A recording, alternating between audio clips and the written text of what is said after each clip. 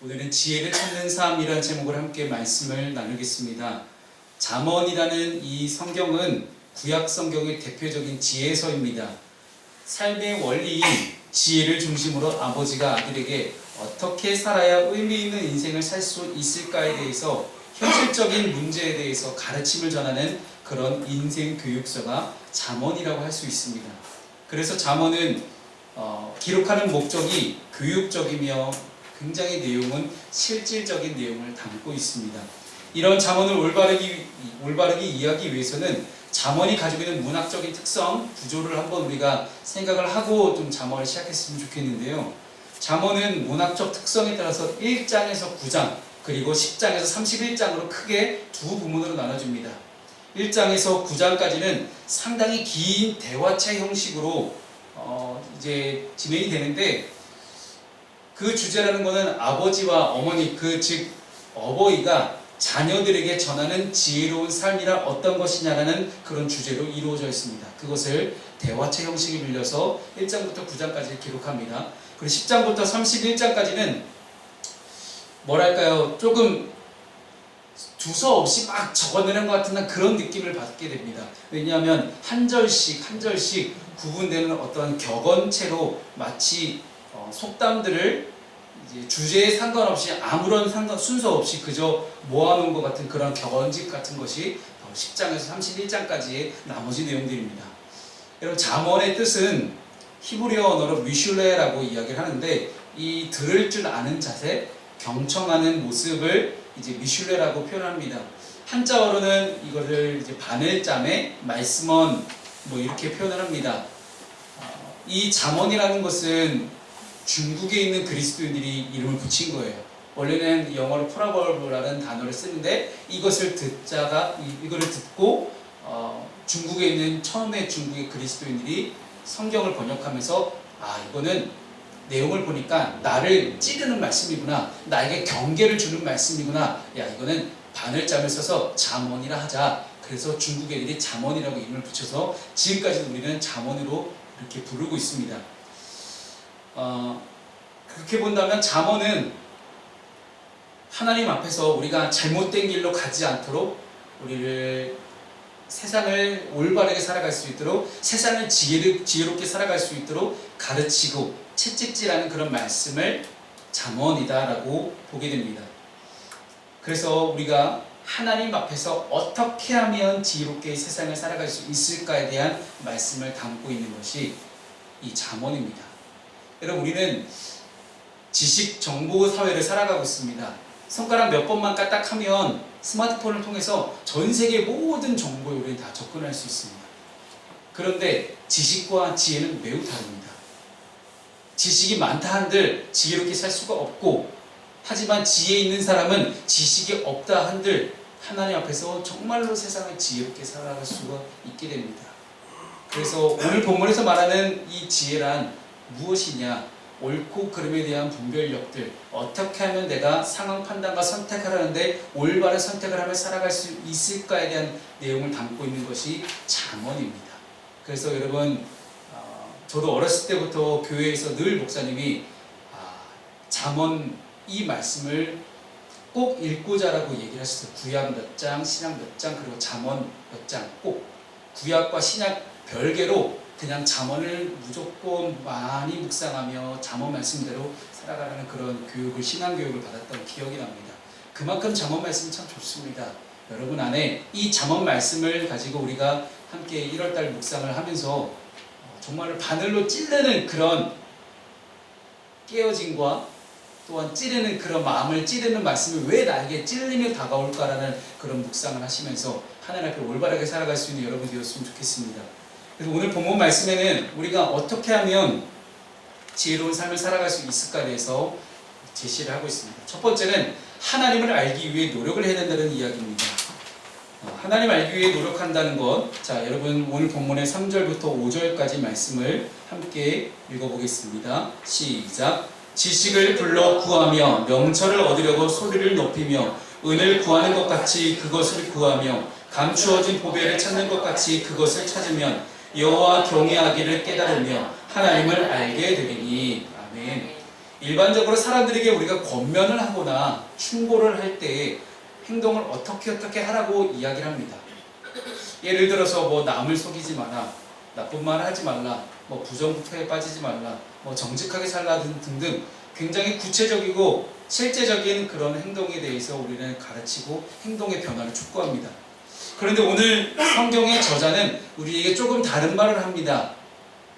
그것은 바로 지혜에 귀를 기울이라는 것입니다. 겉으로 보이는 것이 전부가 아니라 겉으로 드러나는 행동을 바꿀 것이 아니라 그 근본적인 것에 집중하라고 오늘 성경 우리에게 말씀하고 있습니다. 여기서 한 가지 더 주의 깊게 지켜봐야 되는 것은요, 지혜는 절대로 저절로 생기지 않는다는 것입니다. 가만히 앉아있다고 지혜가 생기는 것이 아니라 끊임없이 바라보고 구하고 찾고 두드리고 노력해서 얻어지는 것이 지혜라는 것입니다. 지혜는 가만히 있어 저절로 생기는 것이 아니죠. 나이가 들면 지혜로운 노인이 저절로 되는 것이 아니라 찾고 찾으며 노력하고 노력해야 비로소 그것을 얻을 수 있다라고 성경은 우리에게 가르쳐줍니다. 그렇다면 이렇게 힘들게 지혜를 찾으면 어떤 결과가 나오는 것이 정상일까요?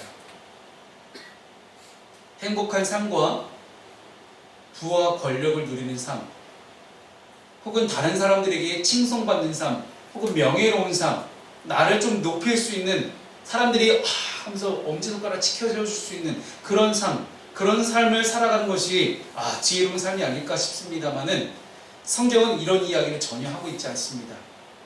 오늘 잠언의 저자는 이런 지혜로운 삶, 명철과 계명을 찾고 간직하는 삶, 지식을 구하는 삶을 살게 되면 그때에서야 비로소 하나님을 경외하는 것이 무엇인지 깨닫고 하나님을 알게 된다라고 이야기합니다. 왜 그럴까요? 바로 하나님이 지혜의 근원이기 때문입니다. 하나님만이 가장 지혜로우신 분이고 우리에게 지혜를 주시는 분도 하나님이시기 때문입니다. 눈앞에 있는 큰 강을 따라가다 보면 어느새 그 강의 물 근원지에 우리는 다다르게 됩니다. 똑같이 지혜를 찾다 보면 어떻게 하면 지혜롭게 살까를 고민하고 묵상하고 끊임없이 지혜를 찾고 구하고 두드리다 보면 지혜의 근원이신 하나님을 찾게 되는 것이 당연한 일입니다. 그때 우리가 갖게 되는 자세는 어떤 자세일까요? 바로 경외입니다. 하나님의 그 지혜로움과 하나님의 그 놀라움 앞에 스스로 고개를 숙이고 하나님을 높여드릴 수밖에 없는 그 경외에 우리는 도달하게 되는 것입니다.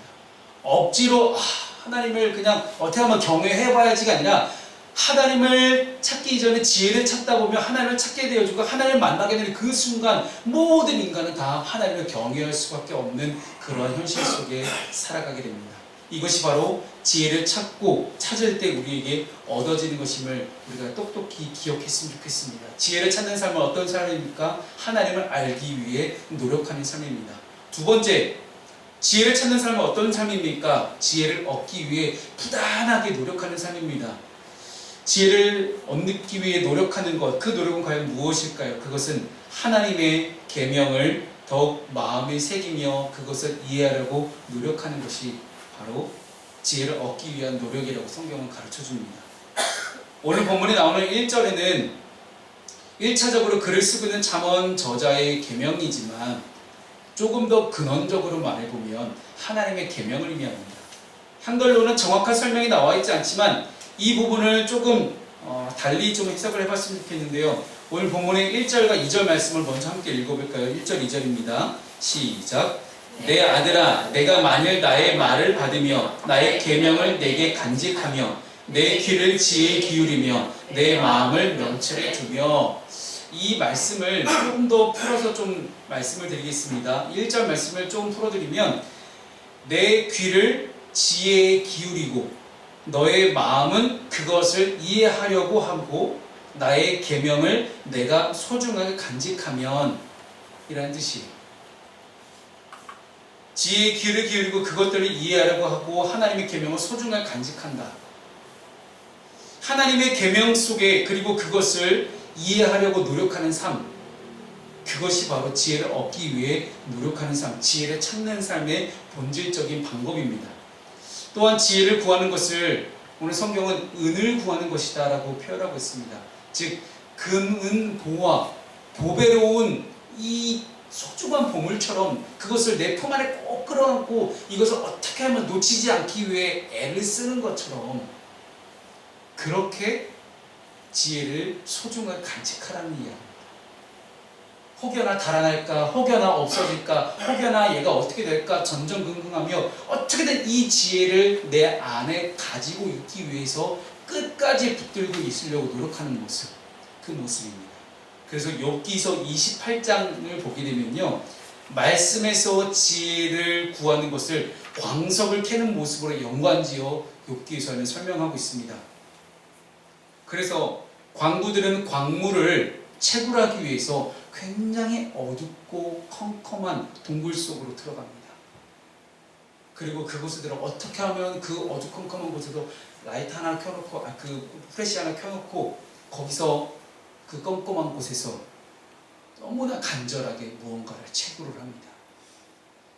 그것은 어떤 일이 일어날지는 아무도 알 수 없습니다. 아주 꼼꼼하기 때문이에요. 그리고 땅 속으로 들어가기 때문이에요. 하지만 광부가 은과 같은 광물을 채굴하였을 때의 그 기쁨은 어떨까요? 아무것도 보이지 않는 그 칠흑 같은 어둠 속에서 프레시 하나에 의해서 뭔가를 캤을 때, 놀라운 보물 하나를 발견했을 때 그 기쁨.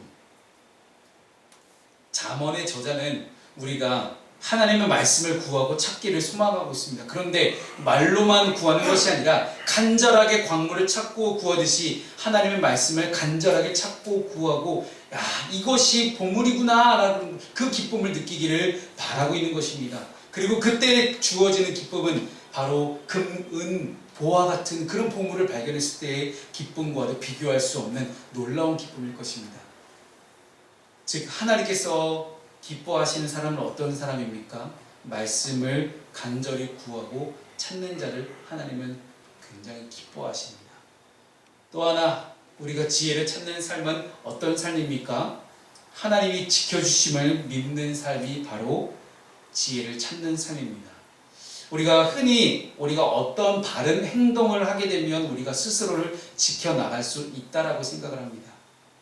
내가 선한 일을 하고 내가 착한 행동을 하고 그렇게 하면 사람들이 나를 옳게 봐주겠지. 내가 단순하게 착하게 살고 올바르게 살기만 하면, 내가 나쁜 짓을 하지만 않으면, 내가 윤리도덕적으로 혹은 법적으로 내가 나쁜 짓만 하지 않으면 나는 선한 사람, 나는 착한 사람, 나는 구원받는 사람이 될 수 있을 거라고 착각하는 사람들이 있습니다.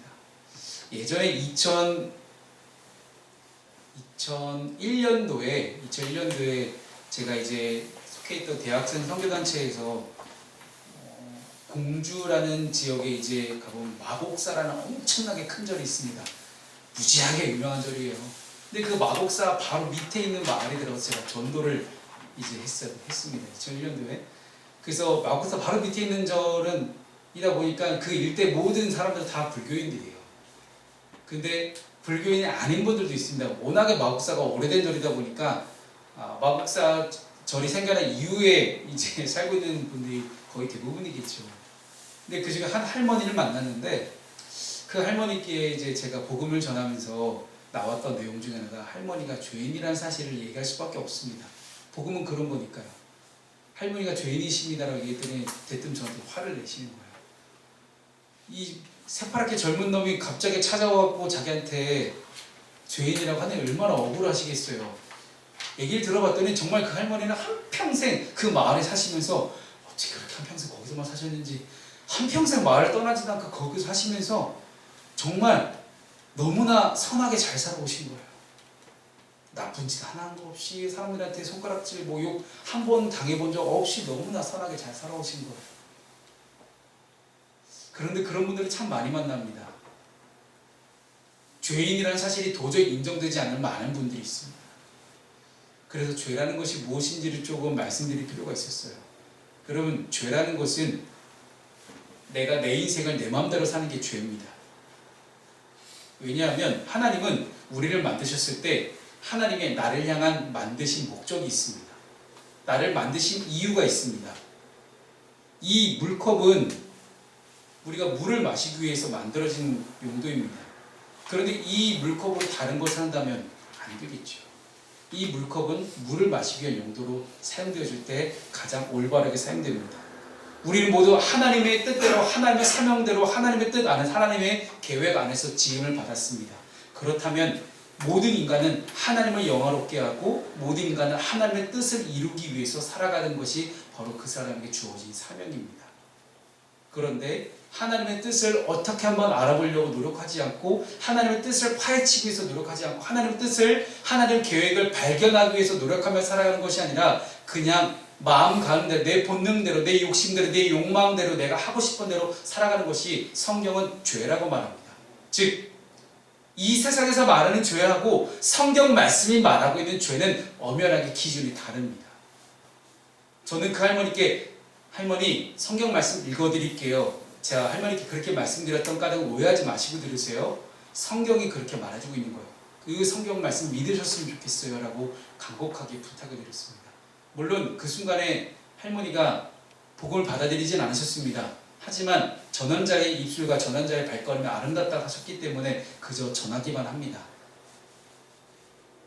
지난 주간에도 너나들이 놀러오는 이제 수많은 청소년들 중에 어떤 한 아이하고 이제 대화의 꽃이 피기 시작했어요. 부모님하고 불화가 있고 최근에 학교에서 어떻게 걸려가지고 또 이제 엄청나게 혼났고 그냥 별 얘기를 다 합니다. 근데 그 친구에게 이야기를 해줬어요.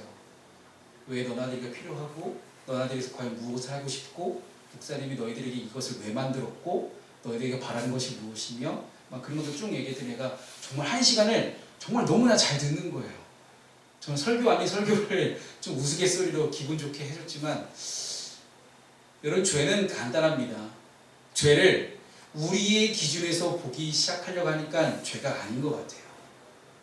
그런데 하나님의 기준에서 볼 때는 너무나 우리가 죄된 모습들이 많습니다. 그렇기 때문에 우리는 올바르고 정직한 삶을 살아가는 것이 내가 내 힘으로 할 수 있다라고 생각합니다. 그것이 바로 죄입니다. 내가 할 수 있다고 생각하는 것. 내가 오늘 1월달 키워드가 정직이잖아요. 1월달 키워드는 이 정직한 삶을 내가 스스로 나의 삶을 컨트롤해서 내가 어떻게든 정직한 삶을 살 수 있겠다라고 다짐하고 결단하는 것이 바로 죄라는 말이에요. 나는 할 수 없습니다. 오직 하나님만이 우리를 정직하게 만드실 수 있다는 사실입니다. 오늘 성경은 우리에게 그것을 가르쳐 줍니다.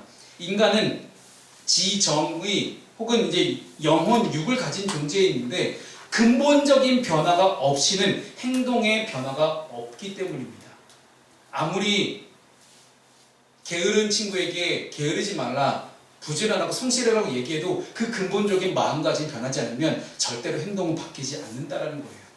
그래서 우리는 지혜를 찾고 찾아서 마침내 하나님을 경외하는 단계, 하나님 앞에 두려움과 존경심을 가지고 살게 되는 것. 근데 여러분, 이 경외라는 것을 단순히 하나님이 계신 그 앞에서 벌벌 떨면서 두려워 벌벌 떠는 그것을 경외라고 이야기하지 않습니다.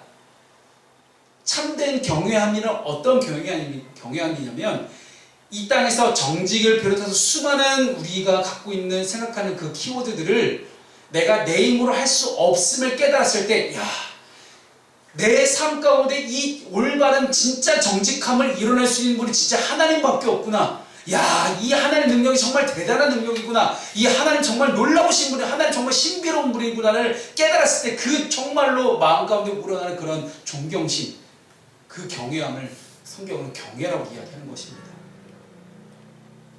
그런데요, 오늘 성경은요, 그 하나님이 우리에게 찾아오시고 우리와 함께 하시고 우리의 방패가 되시고 지켜주신다는 사실입니다. 오늘 보면 7절 말씀을 함께 읽습니다. 시작. 그는 정직한 자를 위하여 완전한 지혜를 예비하시며 행실이 온전한 자에게 방패가 되시다니. 아멘. 본문 6절부터 12절까지 나오는 이 모든 결과들은 지혜로운 삶을 살았기 때문에 주어진 것이 아닙니다. 우리가 하나님의 말씀을 마음에 새기는 지혜로운 자가 되다 보니 하나님을 경외하게 되고 하나님을 알게 되고 비로소 이때 하나님께서 우리를 지켜주시는 것입니다. 이런 자에게 하나님께서 완전한 지혜를 주시고 우리에게 방패가 되어 주신다라고 성경은 말씀합니다. 하나님께서 주시는 완전한 지혜, 이 완전한 지혜는 어떤 삶을 살아야 하는지 분명하게 제시해 줍니다. 그것을 오늘 본문에는 이제 근신이 너를 지키고 명철이 너를 보호한다라고 성경은 설명하고 있어요. 여러분, 근신이라는 것이 무슨 뜻이냐면 무엇이 옳고 그른지를 분별하며 살아가는 거예요. 명철은 무엇이 옳고 그른지를 알았을 때 그 가운데서 깨닫는 지혜를 명철이라고 이야기합니다.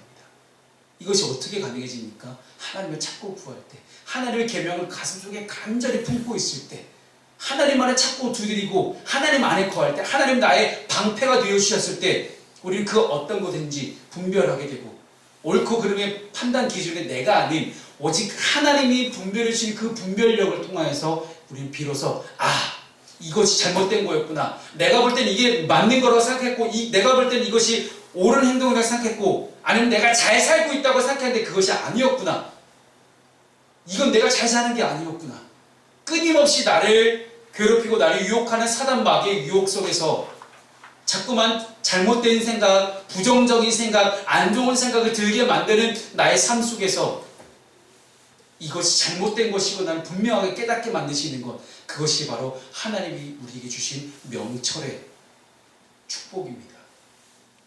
우리 모두가 지혜를 찾는 삶, 계명을 마음에 새기고 하나님이 지켜주신 그런 삶을 살아가기를 소망합니다. 말기 암 환자의 고통을 덜어주는 완화의료 전문의자, 호스피스 전문 의사인 오츠 슈이치라는 분이 있습니다. 이 오츠 슈이치라는 분이 책을 한 권 쓰셨는데요, 무려 1000명의 죽음을 그분은 보시면서 죽을 때 후회하는 25가지라는 책을 쓰셨습니다. 한 번쯤 읽어보실 걸 추천드리는데, 시간이 없는 분들을 위해서 제가 간략하게 좀 이렇게 1번부터 20번까지 다 적어놨는데, 혹시 필요하신 분은 제가 이거 사진 파일 있다가 보내드리겠습니다. 말기 암 환자 간호를 저도 해봤습니다. 저희 돌아가신 장모님이 폐암 말기 환자셨기 때문에 3년을 제가 병원을 모시고 다니고 이제 간호를 하면서 느꼈던 것은요, 신체적인 고통도 정말 극심하지만 마음의 고통을 감당할 수가 없다는 사실이에요. 근데 정말 신기한 거는 그렇게 몸이 아프신데도 저희 장모님은 돌아가시기 전까지도 이제 돌아가시기 전에 바로 병원 입원하기 전까지도 늘 교회에 가셔서 기도하셨습니다. 왜냐면 하나님께 붙들리지 않고서는 도저히 이겨낼 수가 없다는 걸 아셨기 때문이에요. 그래서 마지막 이제 시체를 닦고 이제 염을 하고 이제 관 속에 넣기 전에, 입관을 하기 전에 이제 저희 모든 가족들이 다 이제 울고불고 난리가 나서 제가 이제 들어가서 했는데요, 너무나 얼굴이 그렇게 평안해 보일 수가 없는 거예요. 살아생전에 그렇게 투병하시면서 그렇게 힘드셨던 얼굴이 아니라 너무나 평안한 모습으로 하나님께 가시는 그런 장모님의 마지막 얼굴 모습 그대로 남아 있습니다. 저희가 임종을 지키지 못했거든요. 새벽에 들어갔을 때 임종을 지키지 못했는데, 그냥 마지막 이제 관 속에 들어가기 전에 그 얼굴을 봤더니 장모님 편하게 가셨구나라는 그런 생각이 들었습니다. 여러분, 왜 죽을 때 후회할까요? 그런데 이 죽을 때 후회하는 25가지 내용에서 특히 공감이 가는 5가지 후회가 있어서 제가 한번 추려봤습니다. 제가 공감이 가는 5가지는, 첫 번째는 사랑하는 사람에게 고맙다는 말을 많이 했으면, 두 번째는 친절을 베풀었다면, 세 번째는 유산을 미리 염두에 두었더라면. 공감 가시죠? 네 번째는 내 죽음을, 내 장례식을 미리 생각했더라면. 그리고 제일 마지막 25번에 있는 것이요, 신의 가르침을 알았더라면 하고 후회를 하더랍니다. 인생의 가장 큰 후회는 뭘까요? 지혜의 근원이신 하나님을 모르고 예수를 믿음으로 없는 영원한 삶을 발견하지 못한 것이 가장 후회되는 삶이 아닐까 싶습니다. 영원한 삶을 발견한 사람은 인생의 마지막 순간에 후회가 아니라 감사하게 됩니다. 우리 모두가 이 2020년에 하나님을 발견하고 십자가를 발견하고 십자가의 능력을 경험하고 십자가의 능력으로 살아갈 수 있는 저와 여러분 되었습니다.